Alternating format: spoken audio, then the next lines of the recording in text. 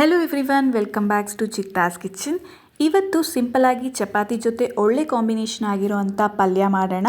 ಅದೇ ನವಿಲು ಕೋಸಿನ ಪಲ್ಯ. ಬನ್ನಿ ಹೇಗೆ ಮಾಡೋದು ಅಂತ ನೋಡ್ಕೊಂಡು ಬರೋಣ. ನಾನಿಲ್ಲಿ 2 ನವಿಲು ಕೋಸು ತೊಗೊಂಡಿದ್ದೀನಿ. ಇದನ್ನು ಚೆನ್ನಾಗಿ ವಾಶ್ ಮಾಡಿ ಸಿಪ್ಪೆ ತೆಗೆದು ತುರಿದಿಟ್ಕೊಂಡಿದ್ದೀನಿ.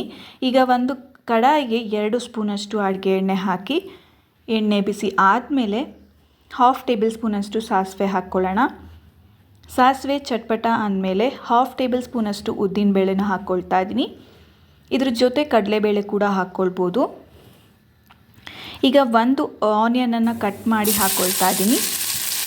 ಹಾಗೆ 2 ಹಸಿಮೆಣಸಿನ್ಕಾಯಿ, ಹಾಗೆ ಸ್ವಲ್ಪ ಕರಿ ಲೀವ್ಸ್, ಪಿಂಚ್ ಆಫ್ ಟರ್ಮರಿಕ್ನ ಹಾಕ್ಕೊಳ್ತಾ ಇದ್ದೀನಿ. ಚೆನ್ನಾಗಿ ಮಿಕ್ಸ್ ಮಾಡ್ಕೊಳ್ಳೋಣ. ರುಚಿಗೆ ತಕ್ಕಷ್ಟು ಉಪ್ಪು. ಈಗ ನಾವು ಆಲ್ರೆಡಿ ಏನು ತುರಿದಿಟ್ಕೊಂಡಿದ್ದೀವಲ್ಲ ನವಿಲು ಕೋಸನ್ನ, ಅದನ್ನ ಕೂಡ ಆ್ಯಡ್ ಮಾಡ್ಕೊಳ್ತಾ ಇದ್ದೀನಿ. ಚೆನ್ನಾಗಿ ಕುಕ್ ಮಾಡ್ಕೊಳ್ಳೋಣ. ಇದರ ರಾ ಸ್ಮೆಲ್ ಹೋಗೋವರೆಗೂ ಚೆನ್ನಾಗಿ ಕುಕ್ ಆಗಬೇಕು.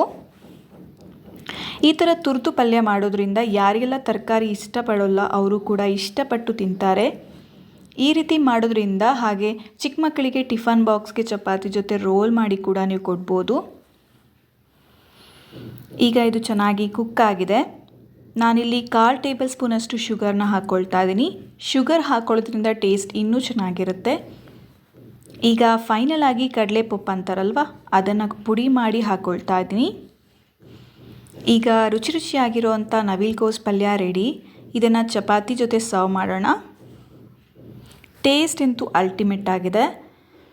ರೆಗ್ಯುಲರ್ ಆಗಿ 2 ಚಪಾತಿ ತಿನ್ನೋರು ಈ ಪಲ್ಯ ಜೊತೆ ಸರ್ವ್ ಮಾಡಿದರೆ 2 ರಿಂದ 5 ಚಪಾತಿ ತಿನ್ನೋದಂತೂ ಪಕ್ಕ.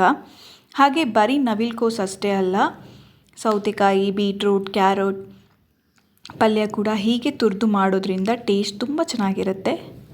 ನೀವು ಟ್ರೈ ಮಾಡಿ, ಟೇಸ್ಟ್ ಮಾಡಿ, ಹಾಗೆ ನನಗೆ ಕಮೆಂಟ್ ಮಾಡಿ ಹೇಗಿತ್ತು ಅಂತ. ಇದೇ ರೀತಿ ಸಿಂಪಲ್ ರೆಸಿಪಿ ಜೊತೆ ಮತ್ತೆ ಬರ್ತೀನಿ. Thank you.